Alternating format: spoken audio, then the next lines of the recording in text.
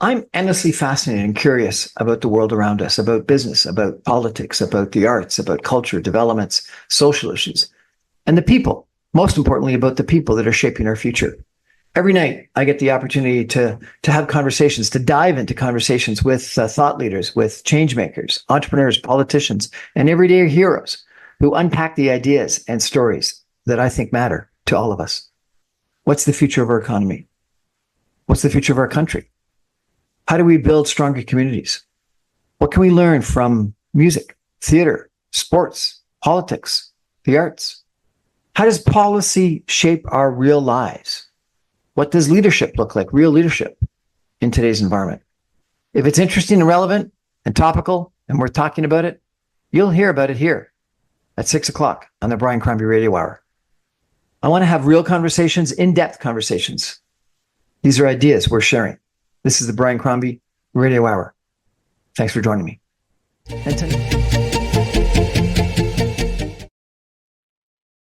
Welcome back, everyone, to the Brian Crombie Radio Hour and the new Chinese year, the Burning Horse. And wasn't that a great show yesterday with Maria Fudes talking about going from the year of the snake, where we're shedding the past, to the burning horse and a brave new future. And so I think it was kind of appropriate to talk today about the future and AI with Karen Stevenson. And I thought it was an interesting way to think about sort of where we're going in the future. And so I wanted to end tonight with a short commentary on AI, if I could, because it's a tool, it's a disruptor, and it's a partner. And it's something more as well. Over the past couple of months, I've had 4 very different conversations about artificial intelligence that I want to refer to. They're 4 very different tones. They're 4 very different levels of analysis and 4 very different vantage points. One from a very corporate standpoint, training people. Another one from someone writing a book on the challenges to humanity. Another one from Karen on how it changed her life. And another one on partnerships and how it can change promotions and marketing. So, together they tell a bigger story. Karen Stevenson today shared something deeply personal. AI didn't change the global economy for her. It changed her daily life. It helped her organize her apartment. It helped her write her book cover. It helped her navigate Japan when she was running late for a train and for a plane. It importantly helped her manage anxiety and gain more confidence. For her, AI wasn't dystopian, it was empowering. I interviewed Dr. Wendy Sukier from Toronto Metropolitan University, and she zoomed the lens way out. She talked about jobs, she talked about healthcare, she talked about communications, about small and medium-sized enterprises struggling to adapt to a changed economy, a changed world, a changed geopolitical situation, tariffs, obviously. She talked about the need for guardrails. She talked about immigration, both positive and negative parts of immigration. She talked about Canada's need for upskilling, and she talked about Canada's commercialization gap. All issues that we've addressed on numerous occasions, but she reminded us that AI is just not a novelty tool. It's a structural economic force that if we harness correctly, we can use to our advantage. And then Carrie Ann Mercier from Ottawa took us into the corporate and marketing world, how AI is a scaling personalization, amplifying efficiency, generating content, and transforming how organizations can communicate and communicate better. But she also warned us about concentrated power, ethical risks, and the danger of outsourcing judgment. Concentration, we've heard about that a lot. Linda McQuaig last week talking about canceling billionaires. Rob Anderson talking about the control held by 4 or 5 billionaires that control media empires. And then I interviewed Philip and Danielle Richardson, a couple that have written several books, but are looking into the furthest horizon. Not just jobs, not just marketing, not just productivity, but the alignment problem where they worry, will AI see humans as partners or as irrelevant, a threat, a resource. And suddenly the conversation isn't about organizing your bookcase anymore. It's about civilizations. I read this really interesting book that was recommended by Oprah last year that AI got involved in a family and in a family dynamic and in a car crash. And it was fascinating because was the AI that made the mistake or the human that made the mistake? Or did the AI actually make the right decision? It was a fascinating book. And I think it's something that we all need to contemplate. And it was discussing this not from an interview with interesting, smart people, but from a fictional standpoint, which was also a great way to get into this issue. I did an interview, regrettably, but I heard a podcast by Geoffrey Hinton, the godfather of AI, a University of Toronto Nobel Prize winner, who cautioned about AI and thinks that we need very strong global regulation and guardrails. So some very positive views changed my life, according to Karen, to Philip and Danielle Richardson, who worry about it treating us the way that we treated Neanderthals, to Phil Hinton, who warns us about the dangers, even though he created it. So where does that all leave us? Here's what I think. AI is not one thing. AI, it's a tool. It's a productivity multiplier. It's an economic disruptor. It's a geopolitical factor. It could be and should be a competitive advantage, but it's a risk. And it's a mirror on us. And potentially someday, it's something that forces us to define what being human, what being a human being actually means. But here's the mistake that we can't make. We cannot swing to naive optimism, and we cannot swing in the reverse to polarizing fear. Because the truth, probably like lots of things, sits somewhere in the middle in the tension.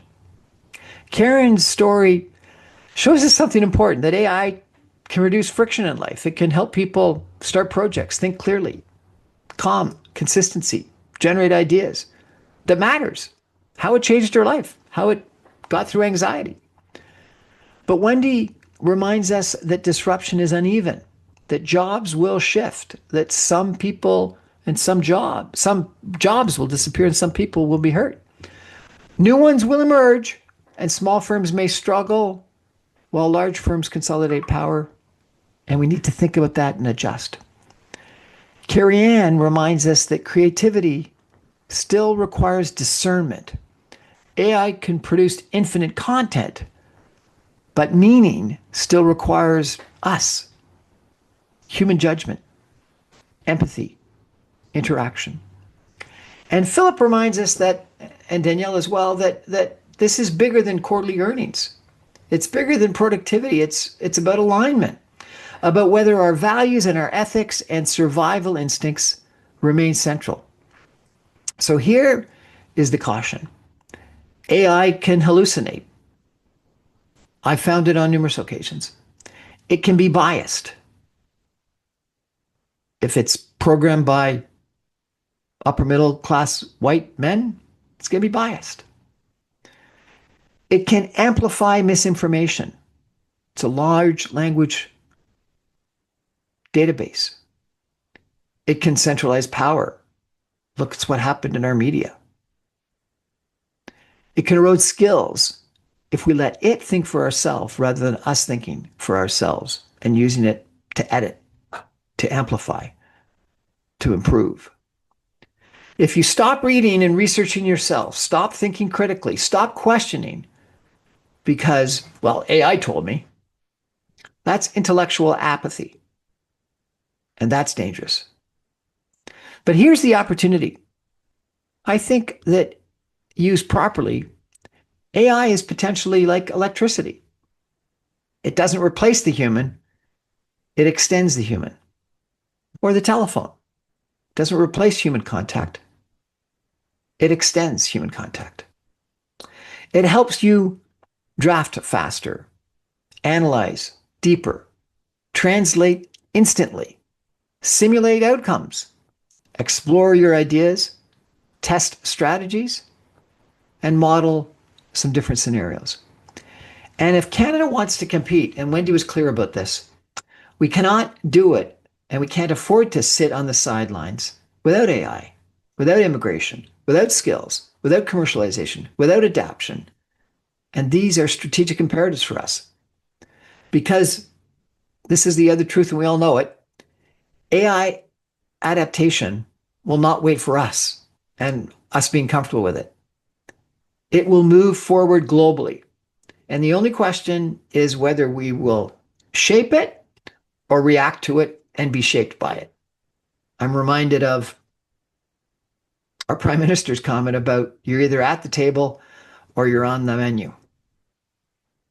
And at a deeper level, Philip and Danielle's point and their book is really sobering. Human beings have survived ice ages, plagues, wars, industrial revolutions. We've adaptive DNA. But survival has never been automatic. It's required awareness and adjustment and cooperation and negotiation.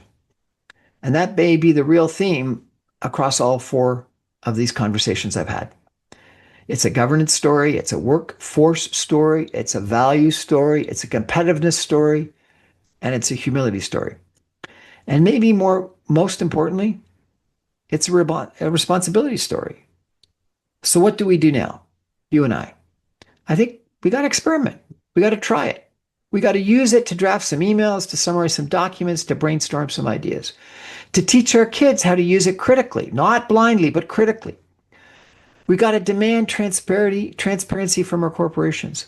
We got to encourage policy that sets some guardrails, but without crushing innovation. And we need to upskill. We need to adapt. And bottom line, more importantly than anything, we need to stay curious. We need to grow. We need to be thinking about the future. But we don't surrender agency because AI should augment us, augment human capability, not replace human consciousness.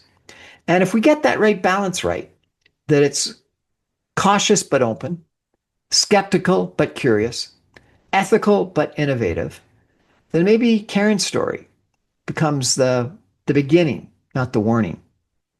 Give AI a chance, but don't hand it the keys. Stay engaged, stay informed, stay human. I'm reminded of a thesis that I did when I was at Harvard Business School on free trade, 1988. And I talked about how I thought economically it was the right thing to do, but it was going to have some massive adjustment. And we needed to have adjustment assistance.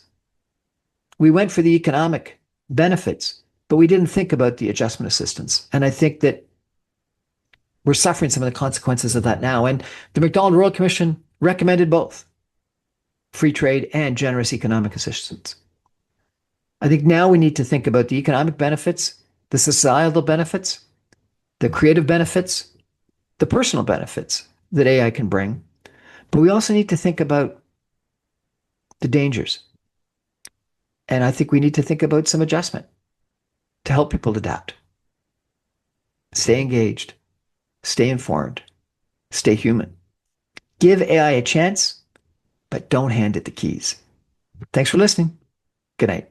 I remind you, I'm on every Monday through Friday at 6 o'clock on 960 AM. You can stream me online at www.saga960am.ca. All my podcasts and videos go up on my website, briancrombie.com, as soon as my radio show goes to air. I also put it on lots of podcast servers, YouTube, LinkedIn, lots of different places you can get me.